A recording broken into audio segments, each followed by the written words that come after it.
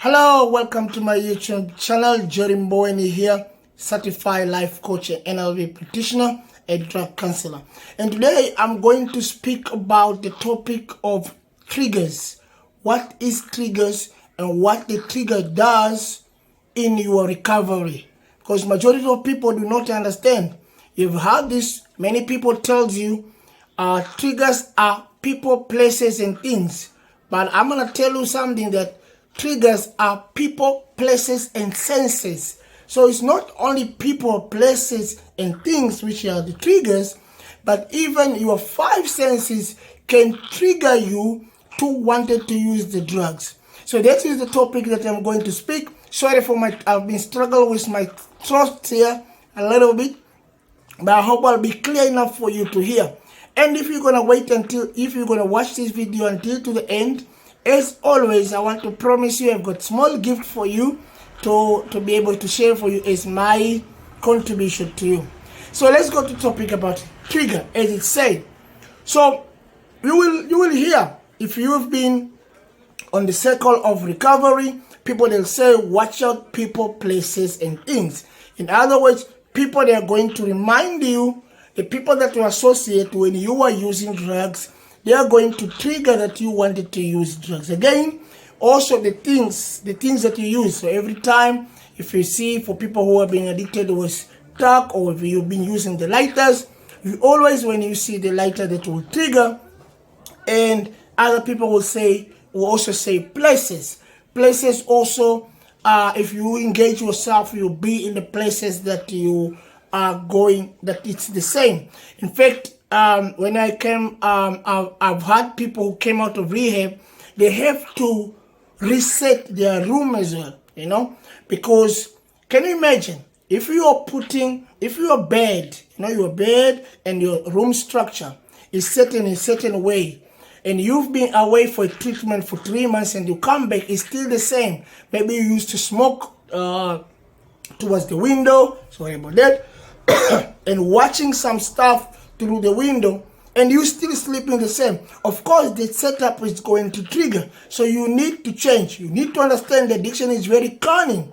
And recovery, it's important for us not only to change our behavior, but also to change the things that we see and the people that we are surrounded. So people and places and things are big things to trigger but to addiction. So that's what we normally say. And so today, but I want to talk about all of those, run through this funnel that I'm going to explain to you of your five senses. So number one, a trigger could be anything that you hear. So just imagine this story I'm going to share with you. You come out of addiction and you clean 5, 6 weeks, 7 months, whatever number is, and you keeping listening the same music. That this music you used to listen while you smoke. I don't say that you are going to trigger to smoke the very first day. However, that can be. In other words, you'll be maybe traveling, and then all of a sudden the taxi passes, the music boom. It's reminding those days. And before you know, you started thinking of those days when you used to smoke. That's not a bad thing until then. But once you start to entertain this time, that you need to understand that you are already playing on a very, very bad ground. We started to entertain and glorify those times. We forgot that those was only the small little part of it. We forgot that was a small little part of it. Those times, there was a part before you went to treatment was out and down. But you remember that music on an old good day of your beginning of addiction, and you start to entertain. I don't say you're going to smoke the same day, but after 3-4 days, you might find yourself standing on the queue and smoking again. And you don't know, how did it? I was clean. I had a lot of people. I was clean for several months. I didn't even plan. I didn't even know. I found myself smoking again. So watch out of a sense. The first one is hearing, the music and anything that we hear. Stay away from those kind of stuff. Change everything when you come. The second one is seeing. sense another one. When you come again, places, you start seeing those paraphernalia that you use to smoke drugs, that you keep on seeing them every single day. That things is going to trigger you to wanting to use the drugs again. Also, meeting with those people and see them, the people that you used to smoke with them, meeting them and see them every time, it opens up the sense of seeing. So every time you see those people you used to smoke and the things, so watch out. That is also a trigger. See, watch out what you see. Or when you see and you started to entertain the time, I understand it. Here's nothing. When you start feeling craving with nowhere, ask yourself, what did I see today? What did I hear today? The third one is smell. Watch out what you smell as well, you know.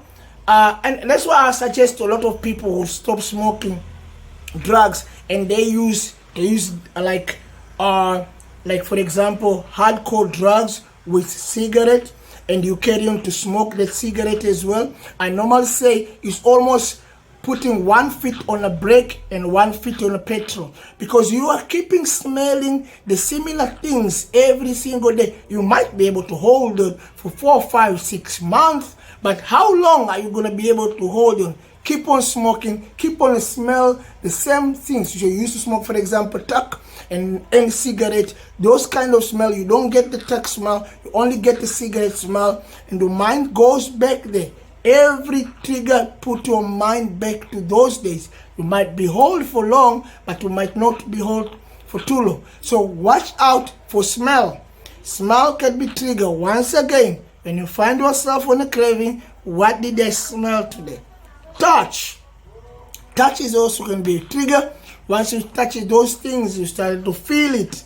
Once you start to feel it, can also trigger. So watch out what things that you touch. So it's not only people, place, and other people. When touch, this is very big for the money.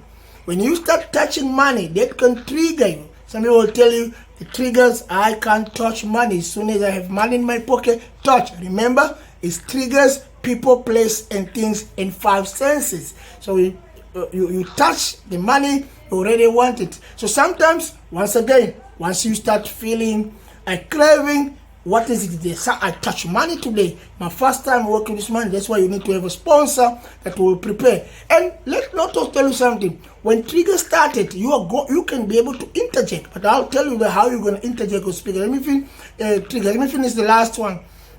The last one is test. I remember when I left Teen Challenge, a rehab center, they told me, Jerry, you must read the labels. Okay? So I couldn't take something with codeine. Like now I've got my chest, I couldn't take something codeine because I was addicted to heroin. Heroin and codeine. There is codeine in heroin, or there's heroin in codeine, one of those things. So I couldn't take, I have to read the label. I'll tell the pharmacist, look, I've got a problem here, but I can't take codeine because of my addiction history. So things that you test, you might test things that is the ingredient, what it's in a drug of choice that you use. You must understand, some of these pharmaceutical drugs are the similar drugs that we abuse on outside, but in a very small scale. So read the label. If you want to talk, understand what kind of medication, because you might take medication and before you know, you test that medication, and before you know, tomorrow you wake up, you're very moody, you don't understand, cravings start, fall, and you going to relapse. So watch out those 5 senses, not only people, places, and things. So when one of these 5 senses interfere with your recovery and you start to entertain, this is what you need to do. Very simple. Do not entertain the craving that was brought by the trigger. Only gonna last for about 5 minutes. Whenever this craving comes, remind yourself the negative consequences that you engage while you are using drugs. It will always, or the trigger will always remind you of the positive stuff that drugs, in other words, you're having fun, it was a great time when you were in addiction. It won't remind the day that you sold your TV to be able to use drugs, or any painful event. It will not going to remind you when trigger comes and craving. Craving always remind the positive. So every time when it comes, you're going to interjected by the mind negative consequences. Another thing, you can take a walk or take a run. Exercise is very good when you feel craving. I remember one guy one day phoned me and said, Jerry, I feel very craving, I feel like smoking. And I said, take a run and come back and call me. Take a run for 20 minutes, he come back and he called me, and the craving was gone. Another thing what you can do is call your sponsor. If you feel that, don't entertain. If you interject, call the sponsor. Say, hey, this is how I feel. Talk to God. Prayer is also very, very powerful in cutting or interject the when you want to glorify the time that you use drugs. So those is what is my topic today, that is going to help you to curb the craving which was brought by trigger. So if this topic has helped you, please be kind and subscribe to my YouTube channel. And here's the gift here before I forgot. So if you want it, I'm gonna leave my email address and telephone number. You're welcome to book for free one-on-one coaching session. Online is free of charge as a gift because of listening this video to the end, and you wanted to do that. If you don't want the opportunity, you can give to anybody. Just send them this clip.